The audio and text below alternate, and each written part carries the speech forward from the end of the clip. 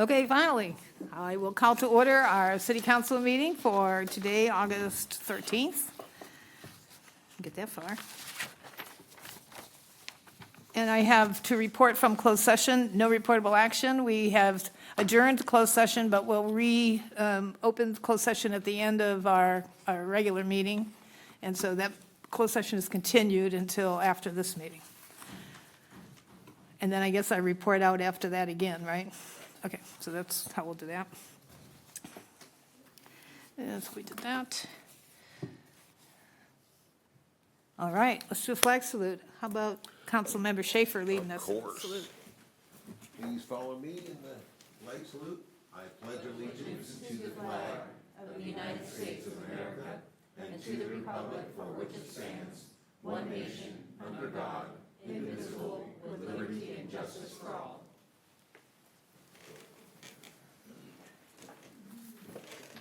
Roll call, please. Councilmember Middleton, Present. Councilmember Nelson, Present. Councilmember Schaefer, Present. Vice Mayor Lopez Taft, Here. and Mayor Karpinski Costa. Present. Next item, please. This meeting of the Citrus Heights City Council is live and recorded with closed captioning. It is cablecast on Metro Cable Channel 14, the local government affairs channel on the Comcast and DirecTV Universe cable systems. It is also live streamed at citrusheights.net. Tonight's meeting replays Monday, August 18th at 9 a.m. on Metro Cable Channel 14. This meeting can also be viewed on the city's YouTube channel. Next item, please. Approval of agenda. Move approval. I'll second. Moved and seconded. All those in favor, say aye. Aye. Opposed? Abstained? Unanimous. Next item, please. Next item is presentation number 4, presentation by the Citrus Heights Police Department on the 4th of July fireworks update. Long awaited. Hi, Chief.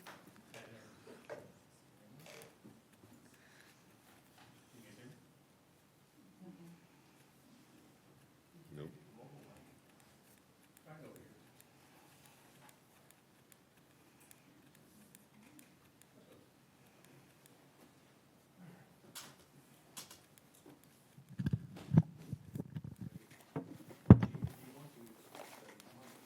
This is fine. Is that better? All right. Well, good evening, Mayor, members of council. Alex Turcott, your Chief of Police. I'm here to give an update about our illegal fireworks operation for this last year. Start us off with a little history. As you're all well aware, this item of illegal fireworks is a significant concern not only for the community, but for our council and for our entire city team. I'm happy to just cover a little bit of the history over the last year. We had some municipal code updates where we were able to increase some of the accountability measures for illegal firework deployment, building the violations up to $1,000 for each violation and moving it to a per device. So for each illegal firework that is expended, each one is its own violation. As far as community outreach, a lot of social media education. We contacted homes that were in previous violation of our ordinance to give them a warning about the new accountability measures that were in place and to ask for their compliance to prevent this dangerous activity. As far as enforcement tools, new this year, we added a new capability with our drones where they could actually issue citations based on observations from the air, along with a code enforcement call center specifically dedicated to fireworks so that if a firework call came into dispatch, we could take that off of dispatch's plate and the code enforcement person could research more about it and get more timely information specific to fireworks violations. And then we've had this deployed already, but our C-Click Fix option to be able to report online was also used this year, as well as our citizen attestation where community members could basically effect a citizen's arrest on a fireworks violation as well. Just to give everyone kind of an example, this is a drone's eye view of what Citrus Heights looked like on the 4th of July.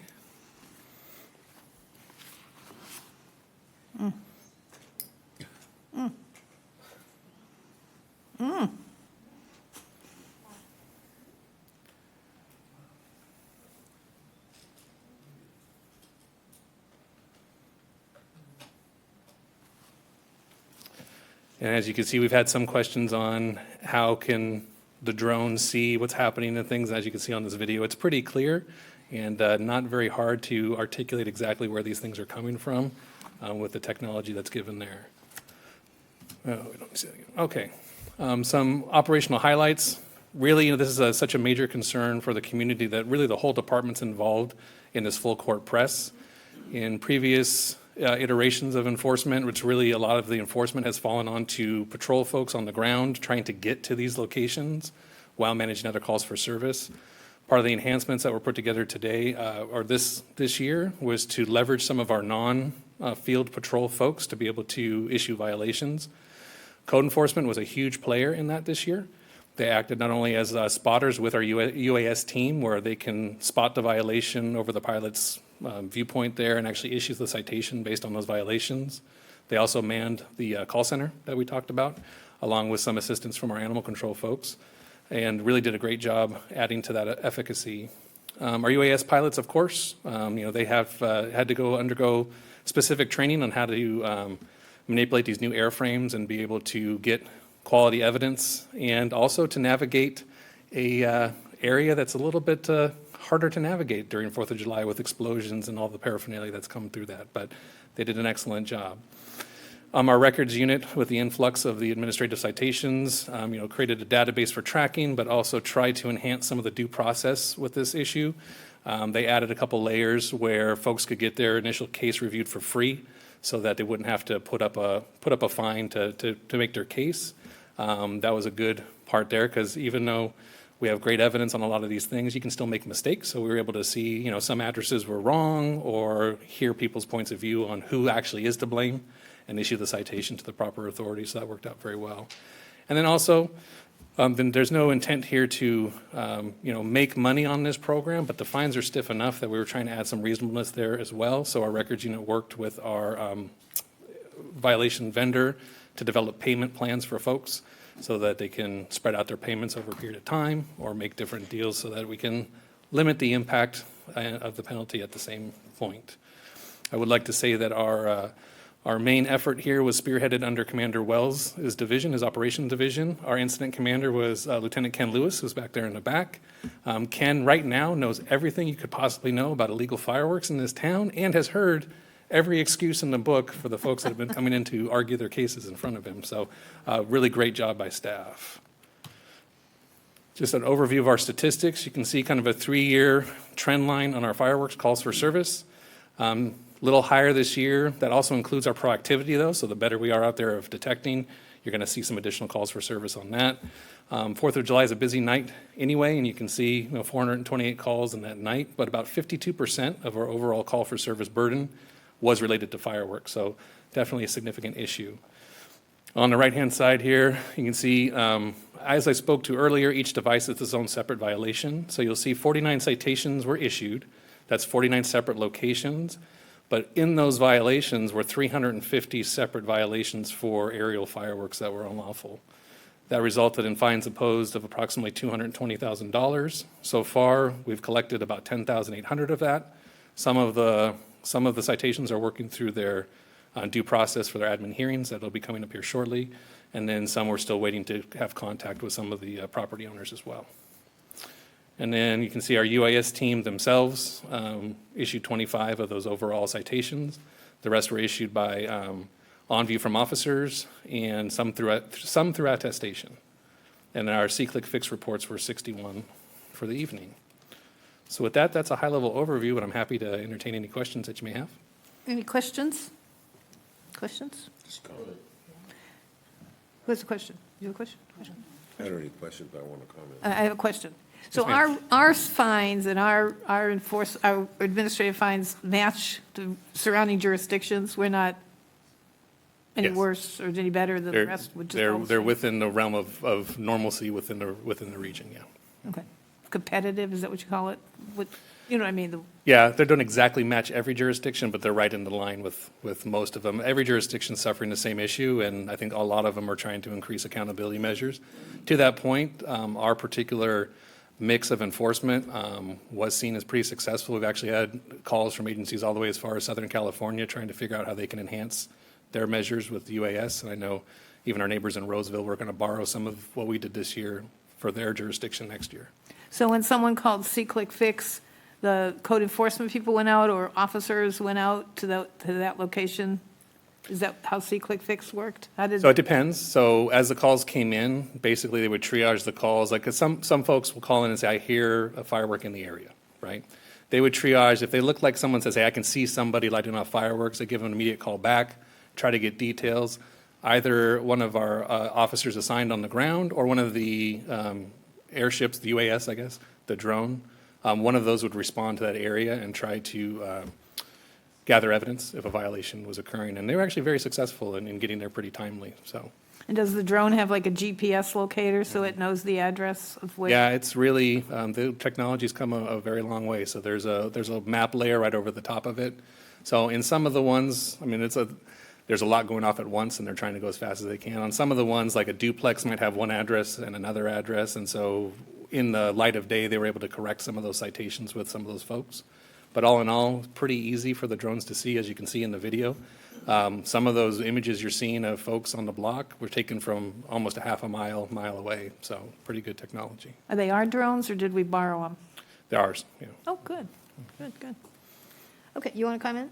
Yes, I would just wanted to convey that, that in my neighborhood, and I have had my neighbors say that it's quieter this year, and I think the word is kind of getting out. There's certainly still some folks that have some serious complaints about that it's still kind of out of control, but I can say that I feel that there's some progress being made. And I want you to know, your whole team to know, that I greatly appreciate that.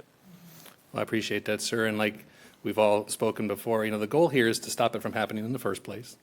And our hope is now that some folks are taking it serious. Lieutenant Lewis has some very fun anecdotes about some people who thought they could get away from the system, even some with some attorneys where they watch the video and go, yeah, okay, that was me, right? And so we're hoping that that education can deter it from happening in the future, and also the word of mouth. I mean, these aren't cheap penalties, and hopefully people will tell their friends and seek safe and sane, or not at all, right?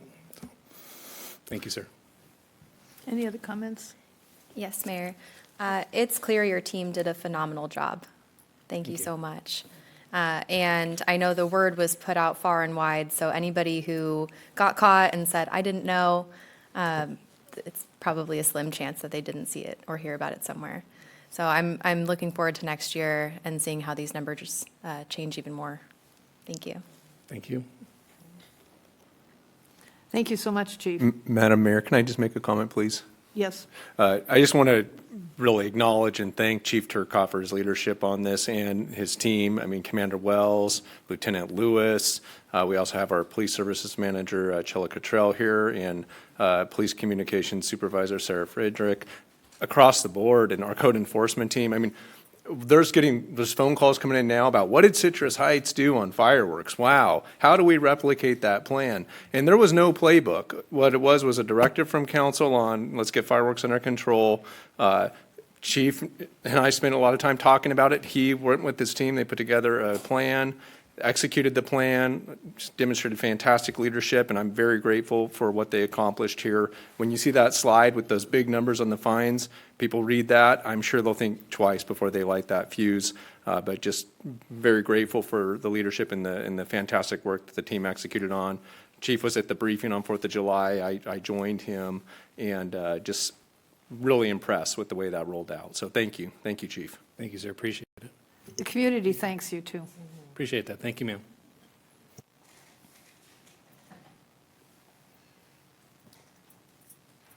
Next item, please. Next item is public comment. Members of the audience, if you wish to address the council during the meeting, please fill out a speaker sheet and give it to myself, the city clerk. When you're called upon to speak, step forward to the podium and state your name for the record. Speakers are limited to 5 minutes each, and the mayor has the discretion to adjust the allotted time. There is a countdown display that will flash red at the end of the allotted time. Consistent with the Brown Act, the council is prohibited from engaging in a discussion or taking action on any item not appearing on the agenda. And I would just like to note, there is a handheld microphone. If you come up to the podium, please use the handheld, as our other microphone is not working. And I do have a speaker card, and I'll call up the first individual, Elise Splice.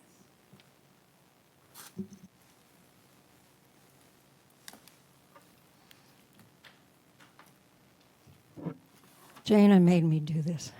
I told her what had happened to me in Roseville, and she said, well, why don't you say something at the city council meeting? Because I want to say how much I appreciated what I heard that you guys had done and how much different it was. And I'm right on the border of Roseville. I mean, right there. To the left is Roseville, to the right, I mean, is Citrus Heights, to the right is Roseville. And it was so bad where I was that I could hardly go outside. And it started probably about, well, dusk, and went till I finally heard what sounded like they were doing at the fairgrounds, which I know they weren't, at about 12:30. And that was Roseville. And then to make it fair, I called up. I want to talk to the PIO in Roseville today, but of course he wasn't there. And the woman I talked to, she said, well, we're doing, and it sounded like they were doing the same things that the police were doing here, but I didn't get it on my side. And when I called, they said, well, we need an address. And I said, look up. You know, there's fireworks everywhere, because you can't tell where the address is just by, you know, listening. So, and I don't think they went around, but it does say that they had a few other things like you have, so we'll see what happens next year. But I really appreciated what I heard that you guys are doing, and I hope the other cities and counties and everybody will take after you. Thank you. Thank you, Elise. And that is all the speaker sheets. I do have one public comment to read, and this was received from Andrew Saunders, and he also submitted a flyer, which each of you have at your seat there. But his comments are, come out and celebrate with your community as we honor San Juan High School and the historic Lincoln Highway.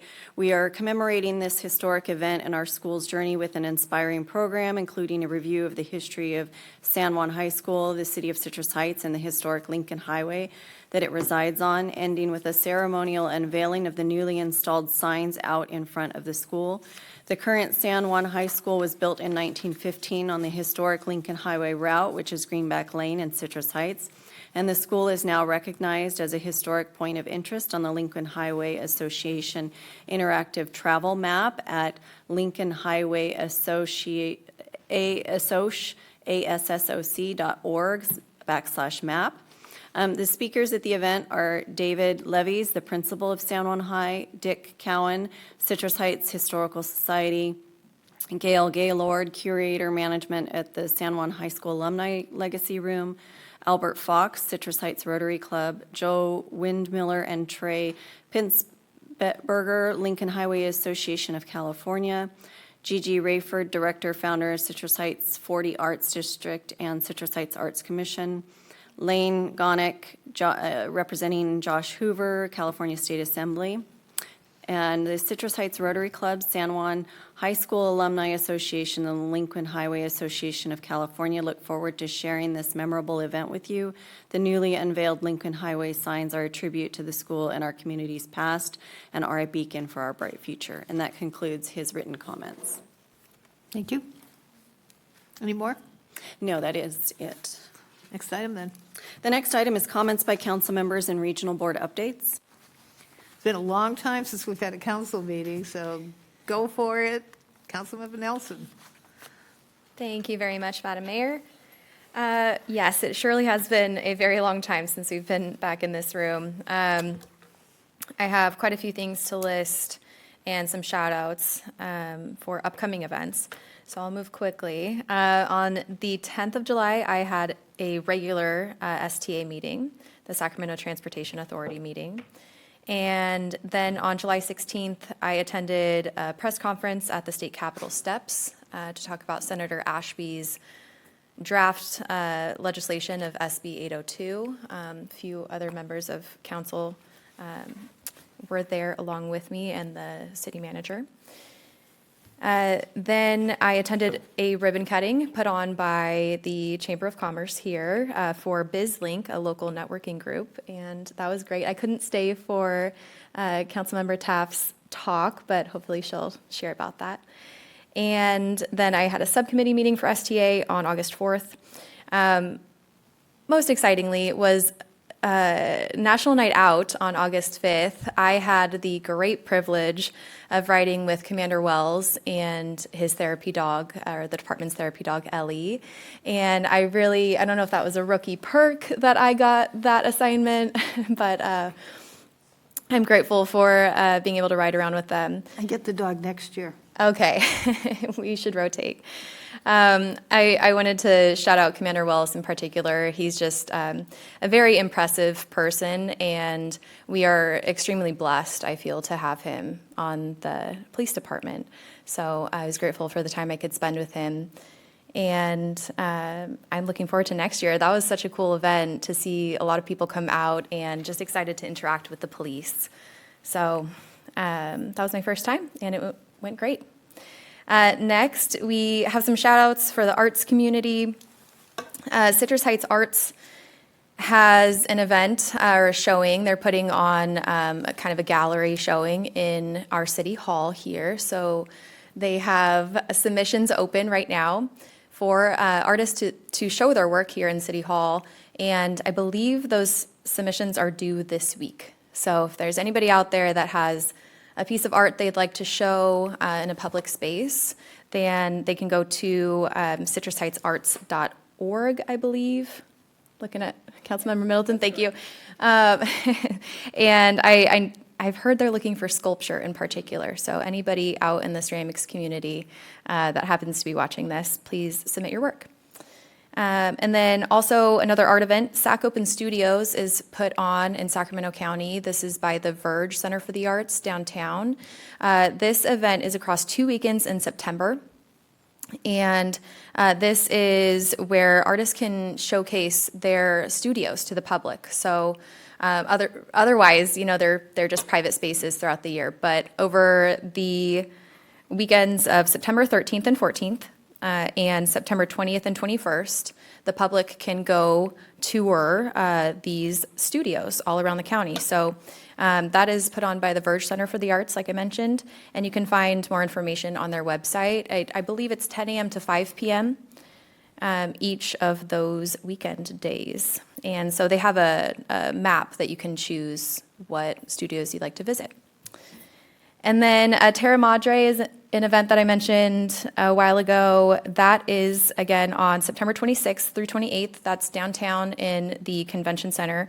It's free admission, and it's an international food event. We have, in Sacramento, we have the privilege of hosting this, America's version of this event. Normally, it's held in Italy. So I hope to see everybody out there. Lastly, a plug for myself and the Northwest area, Neighborhood 1. I am doing a town hall next Monday on the 18th at 6:30, so it'll take place of their normal meeting. And if anybody just wants to come out, share their thoughts with me, ask me questions, please join us there. Thank you. Councilmember Schaefer. Well, thank you, Mayor. Yes, it's been, hasn't been that busy, but it has been a long time since we've been here, so there's quite a few items on the list here. So I'm going to start out with, so our council meeting was on the 9th, so on the 10th, I had a great meeting with our county supervisor, Rich Desmond. I tried desperately to get a new machine shop placed here in Citrus Heights somewhere, to no avail. They wound up locating just outside of our city on Auburn Boulevard in Rich Desmond's district.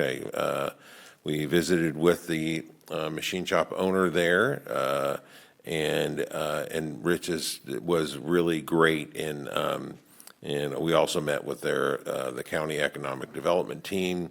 We really like to see these kinds of businesses where there's a big effort right now to reshore business that is being done in the Far East, and this is how we do it. We do it by bringing these young companies up and really supporting them and giving them an opportunity to do some really important work. So then on the 15th, I went to the Chamber Luncheon where Melissa Bastinelli was a speaker there. It's great, very informative. And then on the 16th, I was down at the Capitol with most all of our council, except for maybe Jane. I think Jane was on a cruise.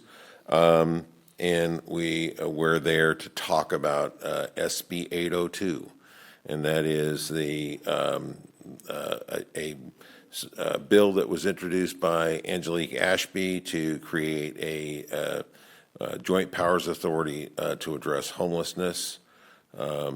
So more on that later.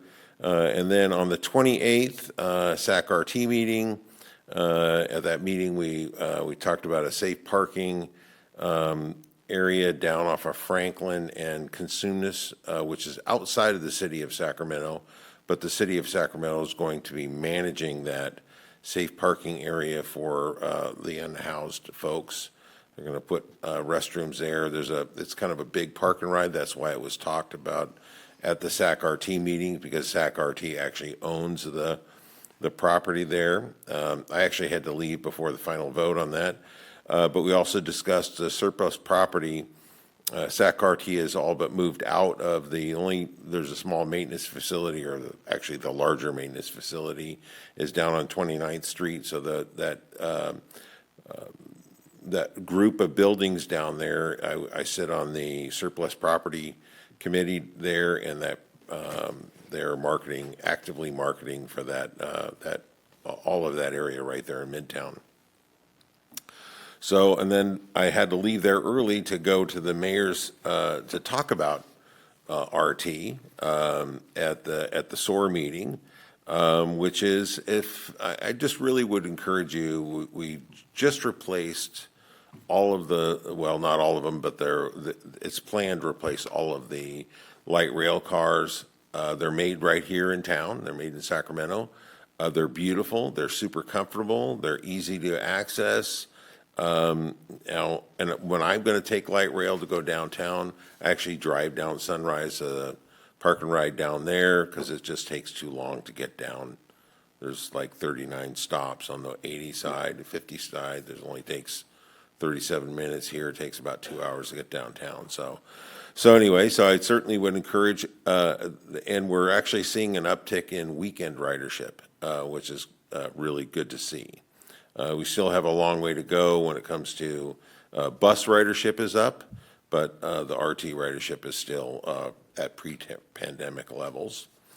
And then on the 5th, I also had National Night Out. I had quite a few places to see, and unfortunately I didn't get to all of them because when I got to Crosswoods, and Lieutenant Sean Gualco did an amazing job with a pretty kind of hostile group over there. They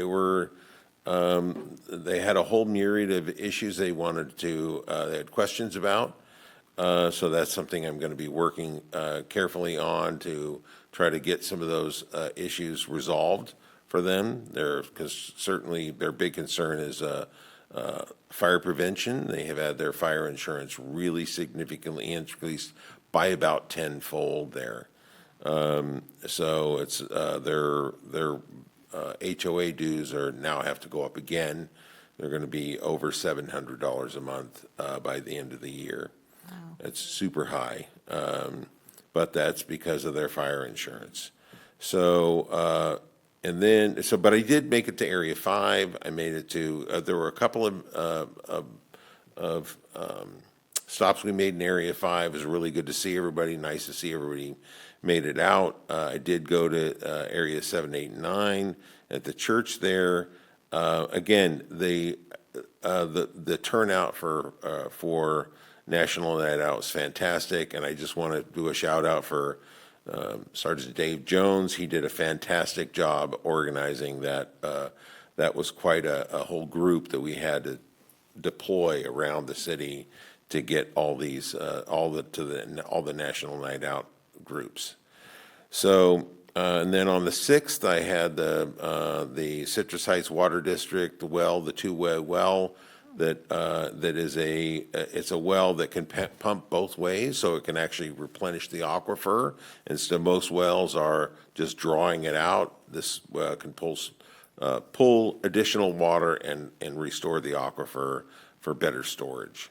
And then on the 7th, I had a SACOG luncheon where we talked about housing, and it's really, we're over a goal when it comes to single-family home building permits issued is way over what was expected, but where we are, and the state did do for infill attached homes, the state essentially lifted the any CEQA requirements, any environmental requirements. No longer, if it's infill, you no longer need any kind of environmental document, but that still is, we're seeing very below goal building permits pulled for attached housing.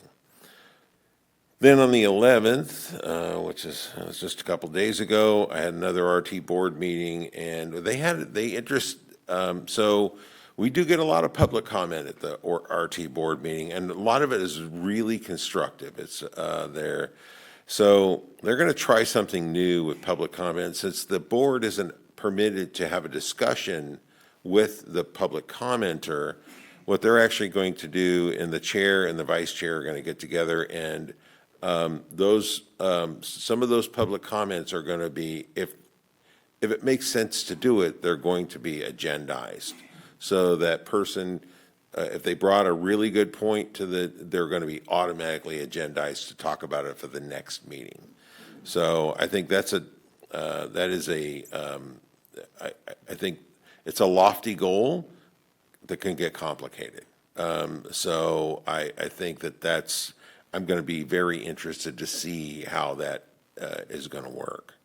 And then my last item is just, unfortunately, I won't be able to make it to City Scoop on July the 20th. That's next Wednesday. But I hope you guys come out for that. It's such a great event. And it just slipped my mind. Where is it going to be this time? Mesa Verde High School. So I definitely would encourage everyone to go out for the ice cream social on the 20th. It's a fantastic event. I enjoy them, but unfortunately, my wife's having surgery that day and is out of town, so I won't be able to make that. But that's all I have. Thank you. I'm tired just listening. Councilmember Middleton. I'll keep it brief because we went to a lot of the same events, so I won't repeat that. But let's see, 7/21, we had the Cable Commission budget meeting, and we went over just how we're going to keep the Cable Commission running with JPEG fees. I'll try to make this really easy. Everybody doesn't use cable anymore. We've all gone to streaming services. That means that the money we get from cable companies doesn't come in as regularly, and that's what actually helps us to have our meetings on YouTube and to be cablecast and to have them with closed captioning. So we're trying to figure out a way to extend those funds and find different other revenues and avenues of funding to make sure we can keep that something that's available to our community. On 7/24, I had a Metro Air board meeting. Air quality, it affects everybody, and we're just trying to figure out better ways to implement all the new rules and regulations and laws that are coming down from the state. And, we'll figure it out somehow or another. We got really smart people who have PhDs working on that board, so we'll get it done. I had a meeting about broadband on the 30th of July. Very interesting concept. We should be hearing a little bit more about that later. On the 11th, I had the Sacramento Valley Division Board meeting, and we are getting really excited. There's a lot of talk about the League of Cities annual conference. I can't remember if we picked Sacramento to be our place for the next couple years after this one, but that'd be nice. yes, that would be really nice, right? But I think Nice that if we had our hotel then. we can dream. Oh, I almost forgot about National Night Out. Oh my gosh, guys. So San Juan Park, we had about 10 to 15 kids come out. It was really a lot of fun. I had all 7 of my bubble machines going, so it was a bubble tornado. It was really awesome. I had a great time. And not only did we get 1 Pokestop, we got 2 Pokestops. And somebody called a Charmander, a Squirtle, and a Pikachu, which was like, we heard a lot of screaming. I thought that, like, some violence was happening. But no, the children were just very excited about catching imaginary animals. Yeah, that was the whole thing. To our POP team and Sergeant Jones, thank you so much for coming out. And we did have a little bit of incident that was handled by our team. They're always working. Even when they're out there having fun, eating pizza, they're always working and keeping our community safe. And so thank you for coming out for that. And if you haven't looked at the murals, folks, you got to get out there and see the murals. They are so amazing. I don't know how these artists are doing it, especially with, triple digits, right? But they are passionate and they're working in our community, and it's just amazing to see what folks can do. I can't draw a stick figure, so I'm easily impressed, but they're really talented folks. And if you do not know, tomorrow in our city, school starts. Please do not hit the children. Pay attention. Take your time. Get up 10 minutes earlier. Drink your coffee before you leave the house and make sure that you're paying attention. Fun fact, I learned something that I didn't know, which is that if you're going across a crosswalk and it's just 2 parallel lines, you have to yield and you can go pass on through. If there are lines going through the parallel lines, you have to wait for the pedestrian to cross from one sidewalk to the other. You can't go through, all right? Don't break the law. That's not a message for our police department to go out there and track people down, but just mind the safety rules, right, guys? We got kids out there who are using safe routes to school. They're walking. They're trying to start off the new school year, and we want to make sure everyone is as safe as possible. Follow the speed limits. They are 25 in school zones. Okay, yeah. And a lot of times the kids aren't paying attention, so we have to. Oh yeah, no, those kids. I don't know where they are, but they're not here with us. Thank you. Vice Mayor Lopez Taft, what you up to? All right. Well, between being on planes, trains, automobiles, and a boat, I'm glad to be back here and not swimming with whales, but observing great activity in our city. I did participate in several meetings, even though I missed our last council meeting, so thank you for holding the fort down, everyone. I attended on the 24th my SAC library meeting, and they reported on the summer lunch program. So if you didn't know, this has been several years now that our Sacramento library system sponsors lunch throughout the summer. And you can drop in, you don't have to particularly register for it. You just drop in, enjoy lunch, and that happens throughout the summer. So they did their report to the board on the 24th.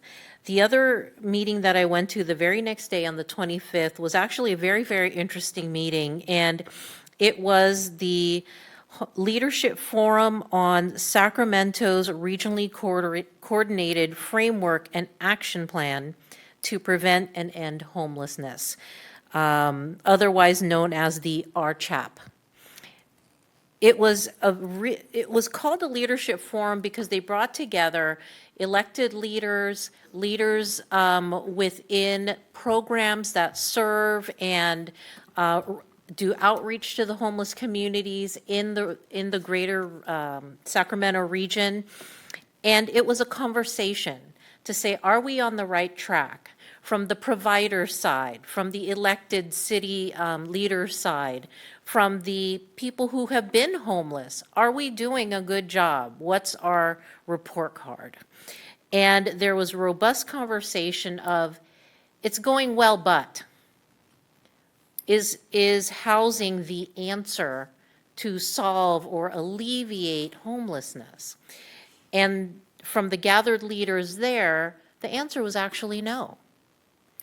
And the overwhelming cry of both from the service providers and Health and Human Services was we could definitely do a better job with substance abuse, addressing substance abuse, alcohol abuse, and mental health issues. That is not a surprise to many of us sitting in this room.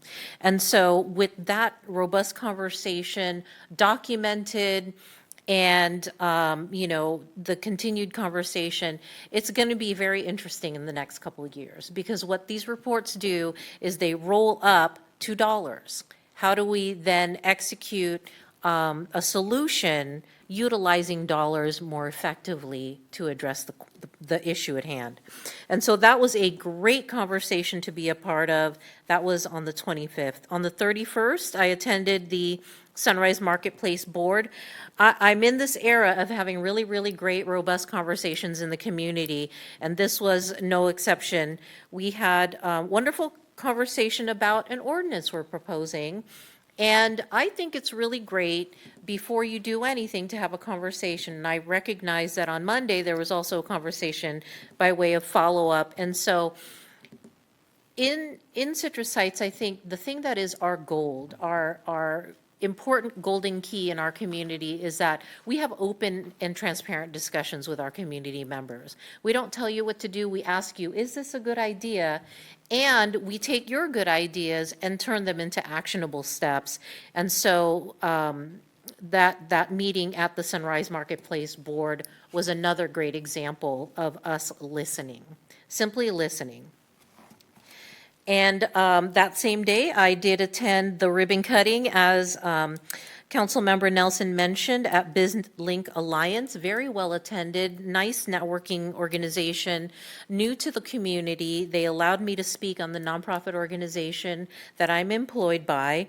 And I was able to share my story of how so many organizations in the community affect individuals, and you just never know how you're going to inspire a kid like me to do something and to be engaged in the community. And so that was my talk, framed around my personal story and why my particular organization is worthy of their volunteer efforts. On the 5th, I also participated in National Night Out. Shout out to Commander Fry, who put up with me the whole time, because I think, every party is a good party. I did not know that Commander Fry also likes a good party. And so thank you, Commander Fry, for keeping the music alive. And we had 3 wonderful stops. We had, our first stop was at Sprouts. Sprouts sponsored a location this year for the first time. And I really do commend that, because our partners in the community who are serving in retail spaces, it's so great for them to engage in this way. To be able to give back and say, hey, we're not only in this community because we're a grocery store. We're actually here because we like this community. And I will tell you that new general manager, Rebecca, is a fireball of energy, and I think she's going to continue to engage more. I did go to a couple of my usual stops, which I love. There is a 7-Eleven location, many of you know it, on Woodmore Oaks, and it is on the border of Citrus Heights and Orangevale, and they have a good party out there. Tom, who generally manages that location, was out there. Everybody was in full force. They had a live DJ. I think they had a live DJ last year, but this particular time was really, really good. And they engaged the high school students to run booths and games and serve food. And to me, that is the heart of National Night Out. Not only recognizing and making friends with our local law enforcement, but getting the community and our youth out to engage with each other and all the people in their neighborhood. I am a Mr. Rogers neighborhood kind of kid, and I am all about figuring out who are the people in my neighborhood, and we have some wonderful people.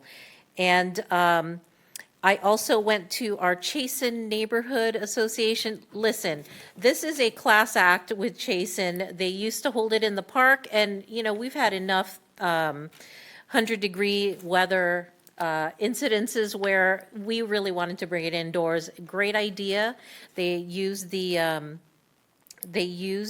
facility really well, and I thought it was a wonderful transition to bring it indoors and to a cooler location. So thank you for that.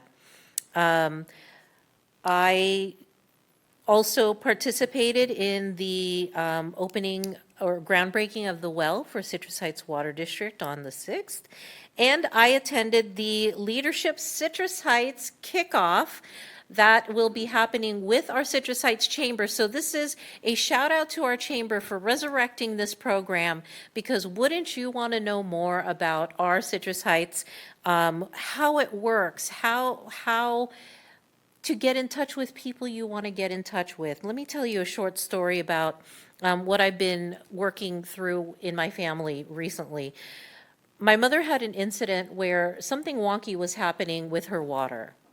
And because I'm an elected official, I know when something happens with a utility, you call the utility company, and they fix it lickety-split. And my mom was at her wit's end. She called me, and I said, let me look it up for you. Within hours, she had someone look at her water issue, and it was resolved in 10 minutes. But this is a senior who became frazzled by an issue, didn't know exactly who to call, but she called me, as any good mother would, they would call their kids. In our city, we have just as fast a way to get in touch with who you need here. We may not be your kids, but we're someone's kids and you can call us.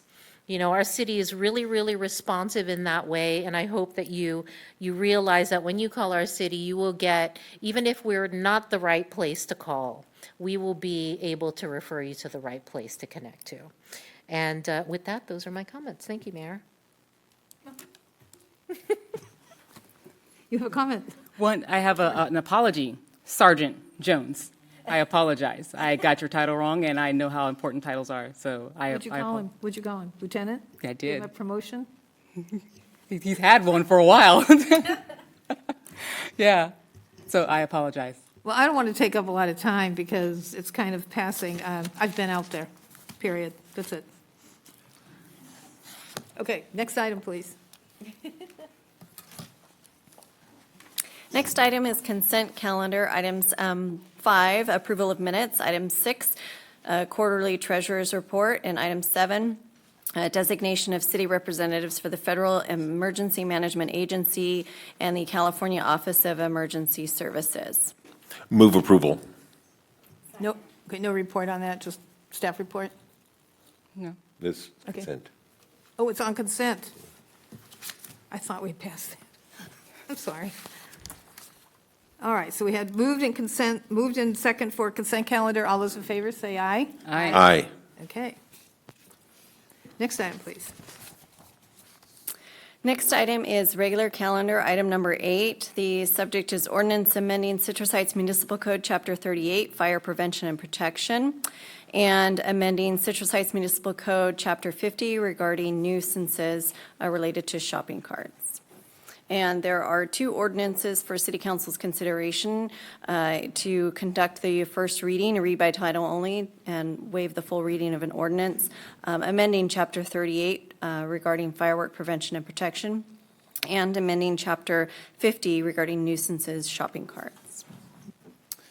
Good evening, Madam Mayor, members of the council, Lieutenant William Dunning, and with me tonight is Lieutenant Joseph Aguilar, both with the police department. We are here tonight to provide updates to our municipal codes regarding both shopping carts and our firework ordinances. I'm here tonight to speak about our shopping cart ordinance, specifically Section 5905, which was adopted by council in November of 2022. The current language of the ordinance only defines the removal of the shopping cart and does not include the language for the mere possession of the shopping cart. With that, staff recommends amending Section 5905 to clarify that the mere possession of a shopping cart without the written consent of a business owner is a violation of this municipal code. Unless there are any questions from the council, staff has the following recommendations for council's consideration. What's the penalty for being in possession of a shopping cart? I was unable to find the penalty itself in the bail schedule earlier today, so I can report back on that. How do we know if we want to penalize somebody for being in possession when we don't know what the penalty is?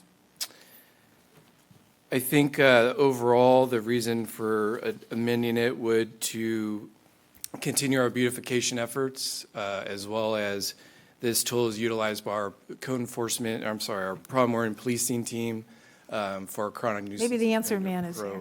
Program. If the microphone cooperate.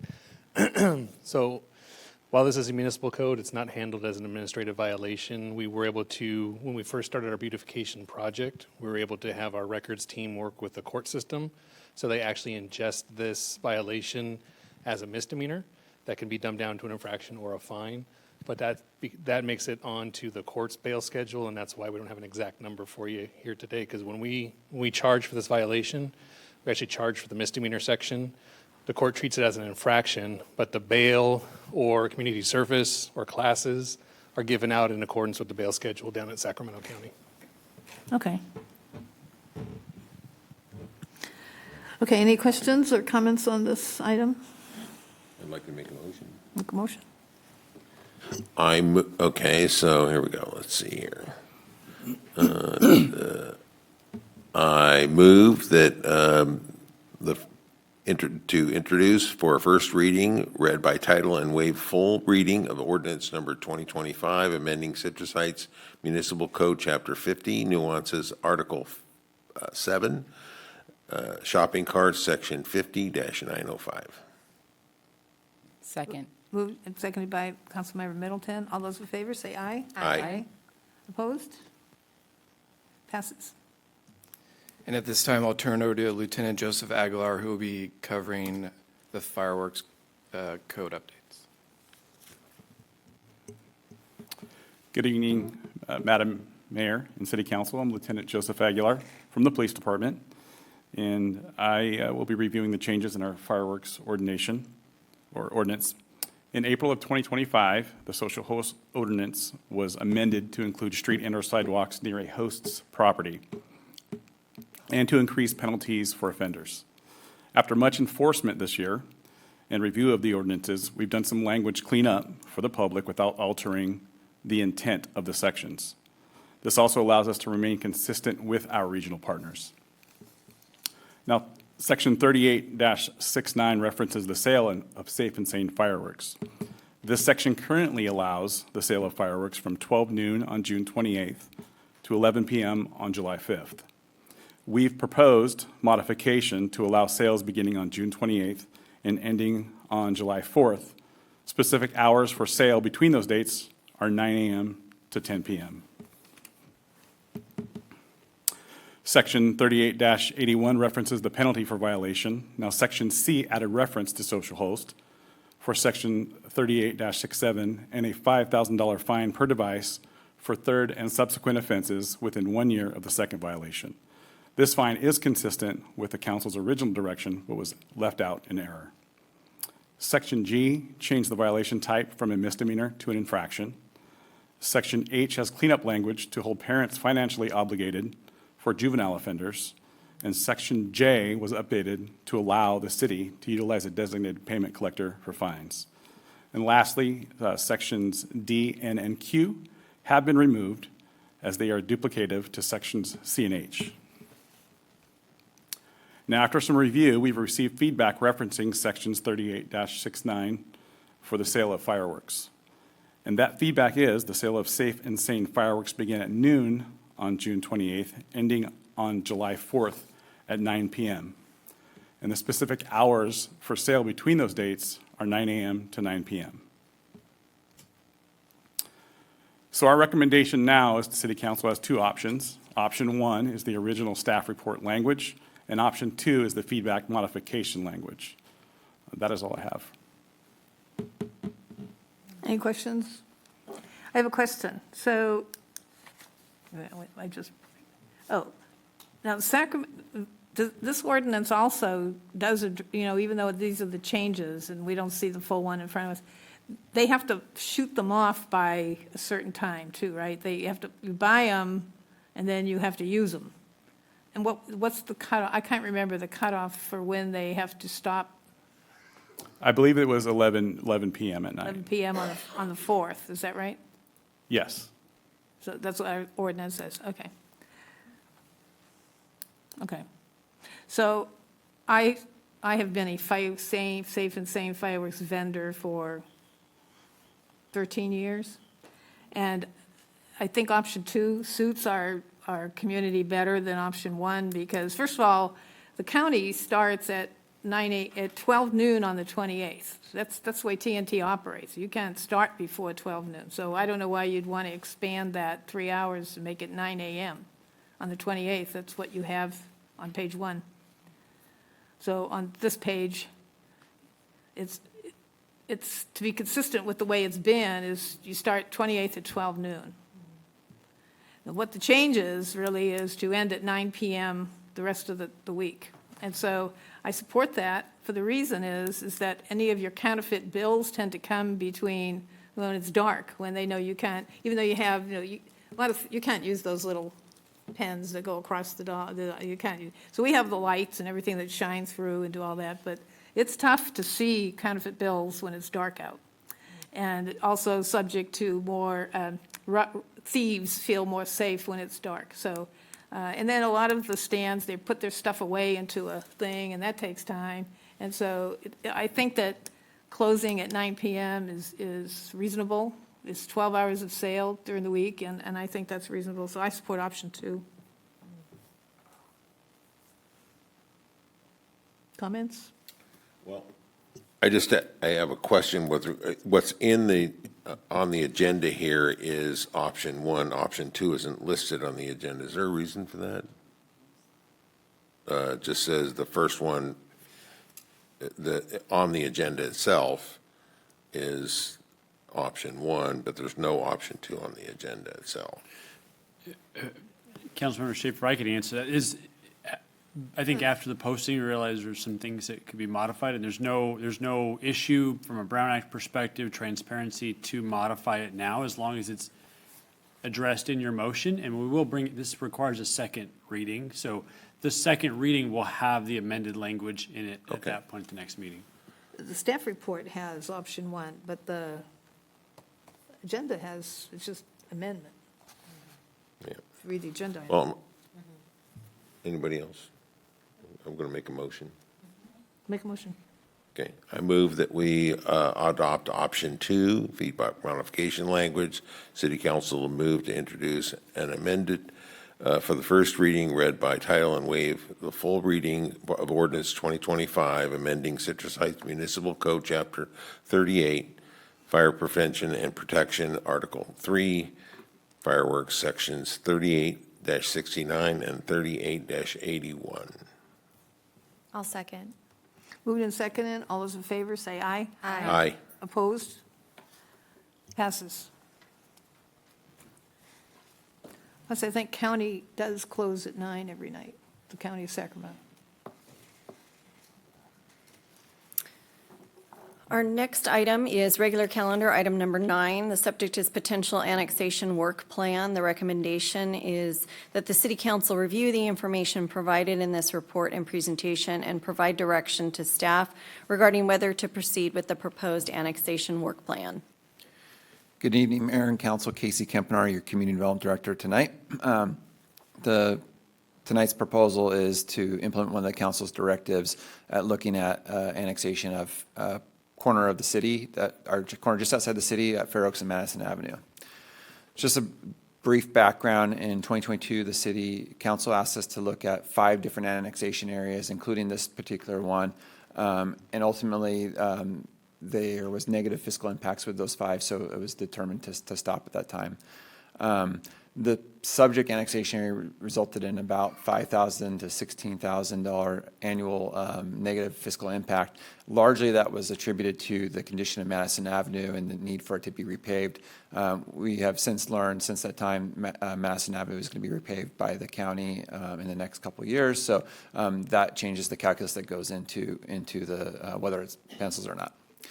In May, the council directed us to take a closer look at the annexation of that corner, and that's why we're here tonight. Just a little bit about the area that's shown in red on the screen. It's about 5 acres with 5 individual parcels with 3 owners. You can see on the screen there's a couple LLCs or limited partnerships, and then Ethan Conrad, Kenneth Miller. The zoning is comprised of limited commercial. There's 3 parcels, auto commercial with a former Ferrari building, and then RD20, the apartment complex on the north end. So I'm not going to go into a lot of detail about what the annexation process looks like here, but suffice to say, a significant portion of that involves the voters or the property owners of that area to move it forward. In order to gauge their level of interest, we suggest hosting a meeting with those owners to understand what their desires are, talk about our desires, and see where we land, and then report back to the council. The letter was included in your packet with the mayor's signature on it to consider sending out to these property owners to set up a meeting. So really, the main questions for tonight, the direction we're seeking is, do you want to continue with this work plan? And then the letter implies having one of this council's ad hoc committees participate in that meeting with the property owners. So if so, which committee, the Finance Committee or Quality Life Committee, are both great options. And so looking for your direction on how you'd like to proceed there. So with that, I'm available for any questions you may have.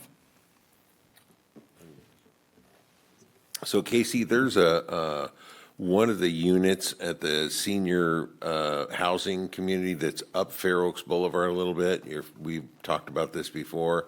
That has a Fair Oaks address to it. Can we include this? How do we bring them into the fold? Because they're on our side of Fair Oaks Boulevard. Sure, No, they're not in the city. Well, it's a question of whether they're really in the city or not. That particular senior housing project you're discussing is actually in the city limits, but the postmaster sets the zip codes. And in that instance, it's in the Fair Oaks zip code. We have tried to work with the postmaster in the past to get that resolved, and haven't been successful at this point, but there's certainly a conversation we can have, and it would be, if this moves forward, it'd be a good opportunity to have that conversation in tandem. I'd like to get that resolved. Apparently, there's some issues with service that we have. They're in the city, but they have a Fair Oaks zip code? Yes, ma'am. Yeah, the postmaster, their lines don't always match city lines, unfortunately. There's a couple of places in the city where that takes place. So these parcels, if they were annexed in, would they keep their Fair Oaks address? We would have to work that out with the postmaster if this moves forward. Okay, any questions? Any questions? Well, I've been tagging as an alternate on the LAFCO board. I've been learning about the process. And so my understanding is that assuming that we get a positive response from the parcel owners, we would then go forward with a municipal services review. Is that your understanding, Ash? That's correct. And that no matter whether we want to ever, and then that you have to do that before you can do a sphere of influence. So, and then the next step would be doing a sphere of influence. And that would be the prelude to annexing anything, even if you wanted to do Roseville Point. So my suggestion is if we want to go forward, that we start the MSR review, MSR, because we're going to need it anyway before we could do any sphere of influence around our city. And at some point, it takes a while to get it done, in like a year. It takes a while. So I thought, do we want to engage in that step? Madam Mayor, it's We're great. waiting for response from these other guys. Yeah, Madam Mayor, great laying out the process. It does require municipal services review, sphere of influence amendment, and then finally an annexation.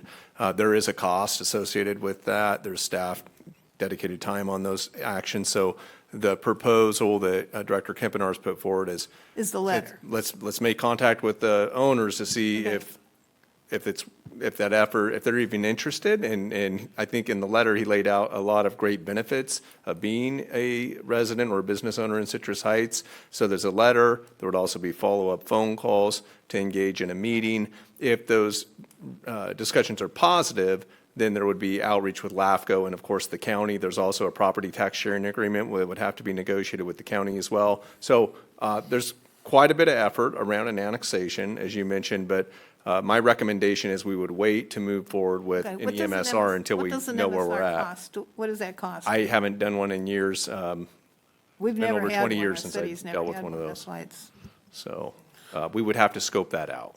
So I have a process question with regard to that, because you had the, and great staff report, good background. The only question I had is, you talked about a protest. If the protest is more than 25%, then it has to, if it's between 25 and 50%, it has to go for a vote. But if it doesn't, if the protest, we don't reach a 25% protest, does it have to go for a vote still? If there's no protest, then there's no vote, and it would move forward to LAFCO that way. But when there's only 3 property owners, the math is a little funky. I'd just be interested, if we're going to send the letter, that's, to me, that's kind of preparation to know what the boundaries are. If we start getting significant pushback from the property owners. It's 3 property owners, right? 3 property owners, 5 parcels, yeah. 5 parcels, 3 property owners. Okay. All right, well, And doesn't take much then. the voters get to vote if there's a protest, and the protest happens if the property owners don't agree. Right. Right. The way that works. I think my direction is, I would like to move forward and, Send the letter, yeah, yes, send the letter. and start out. Does the council have a preference on which ad hoc committee would participate in that meeting? Well, I'm on both of them, so I'm happy with that idea. I think Finance Committee says more. Well, and Speak your more. finance and your quality of life, Oh, okay. you two work it out. They'll work it out, how's that? We'll let you know. They'll still work it out. Is the majority of the council okay with that as direction? Is that good with you guys? I actually have a preference for the finance committee to look at it. Okay, then we'll do it to Finance Committee. She's nodding, Fine with okay. me, yeah. All right, Finance Committee, is that consensus? Yep. Okay. Okay, consensus, So- Finance Committee. It sounds like the direction is send the letter, make contact, and it'll be the finance committee, a committee that staff works with. Thank you. I tell you, it'd be nice to have Fabians in our city. Next item is department reports, and there are none. The next item is city manager items.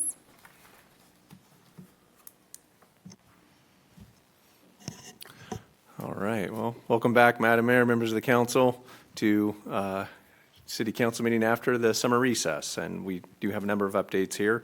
As Councilmember Middleton mentioned, there's going to be a lot of kids out this Thursday as the San Juan Unified School District gets back to school. It's amazing how quick the summer can go. So please be on the lookout for increased pedestrian activity, increased bicycle activity, increased electric scooters. And all the other means that kids get to school.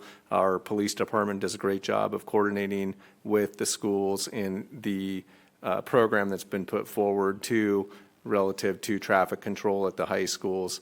And at Sylvan Middle School is proved to be really beneficial. So I'm sure that they've been working closely with the district administrators on that. But just be on the lookout. City Scoop was also talked about. Mesa Verde High School, August 20th, 6:30 to 8. Hopefully we have some of this, well, I don't even want to say it, hopefully this cooler weather we've been having most of the summer and not triple-digit heat, but either way there'll be good ice cream ready to go and good company and lots of fun. So fantastic community event. Hopefully we see people there, which I'm sure we will. Also, this was talked about by a couple of our council members. All the great art that Citrus Heights Arts has been generating in the community. There's a Citrus Heights, it's a CH40 or Citrus Heights 40 art district launch that Citrus Heights Arts is sponsoring. So we have community leaders from the council that I know will be in attendance there. It's going to be a launch party. There'll be some speaking, but it's an all-day event, drop-in, 12 to 9. I believe the speaking points will probably be around 1 o'clock or so that day, but I'll get them all firmed up for the council. But it's certainly probably in the earlier part of the event. And it should be fantastic. I know Executive Director Gigi Rayford's got a friendly legion of really talented artists that have been putting up a lot of art out there. So this is a celebration they're putting out, and we as a city have been supportive of those efforts, but they've definitely been delivering through Citrus Heights Arts and, doing that really through a lot of different avenues on fundraising too. So, it's great to see that, beautifying our community. So you can see the flyer here. Wall raising event, another fantastic event. This one's tomorrow. Habitat for Humanity of Greater Sacramento has a wall raising event on Sayonara Drive, and that's tomorrow morning, 8 to 2. And that is going to be kicked off at 8 o'clock. I believe our mayor is going to have some comments at that event as well. And I believe several members of our council will be there. And I believe some of our council members may even participate in this wall raising. So definitely looking forward to it. And that's a project that we're seeing a ton of interest in. There's still opportunities to get on the list to see about getting a home out there. We will definitely have that information posted on our website.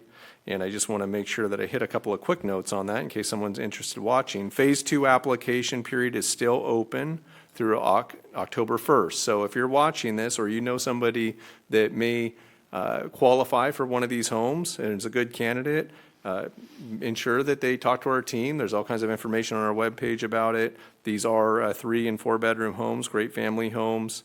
And there'll be a second in-person orientation meeting held on August 15th here at the Citrus Heights Event Center. So you can find out more information about it on our website, or you can go directly to apply at www.habitatgreatersac.org.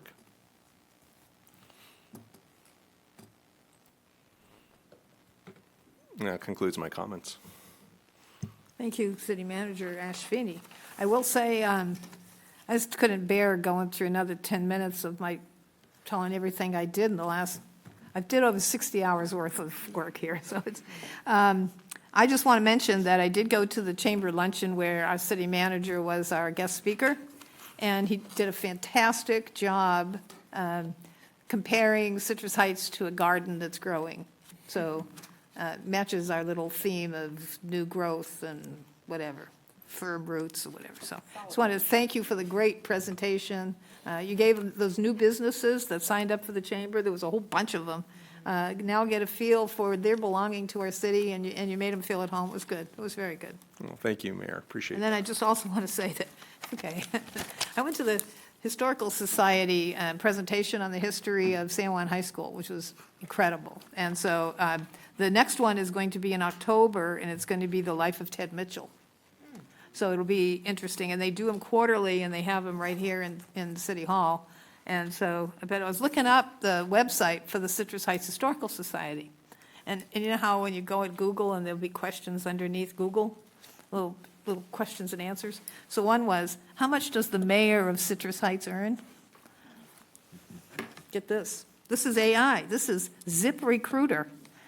The annual salary for the mayor of Citrus Heights is approximately $69,754.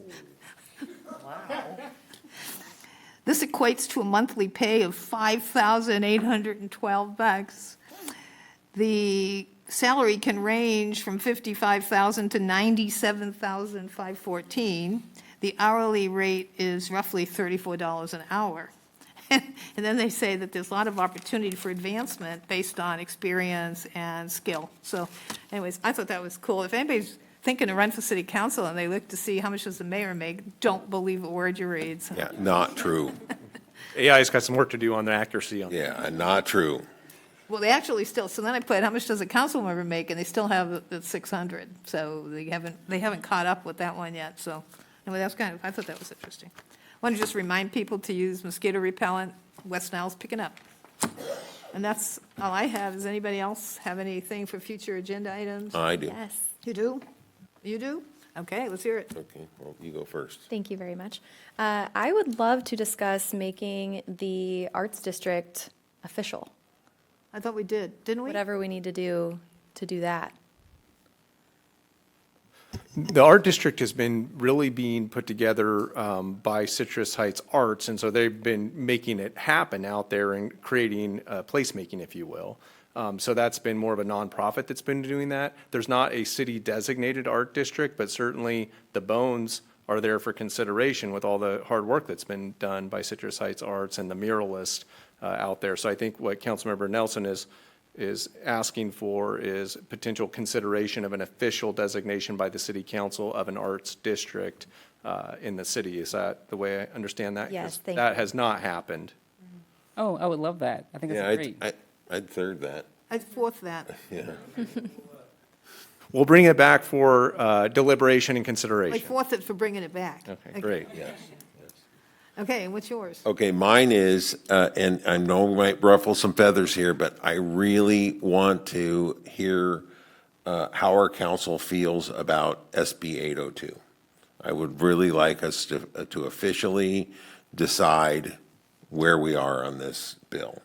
And I know this bill has been pushed out to January, but I certainly would like to know, I know how the mayor feels about it, I certainly know how the city manager feels about it, but I don't know how the rest of my council feels about it, and I would like to know. I think it's going to get modified after the October meeting, so I think it's what's it, when something's too early?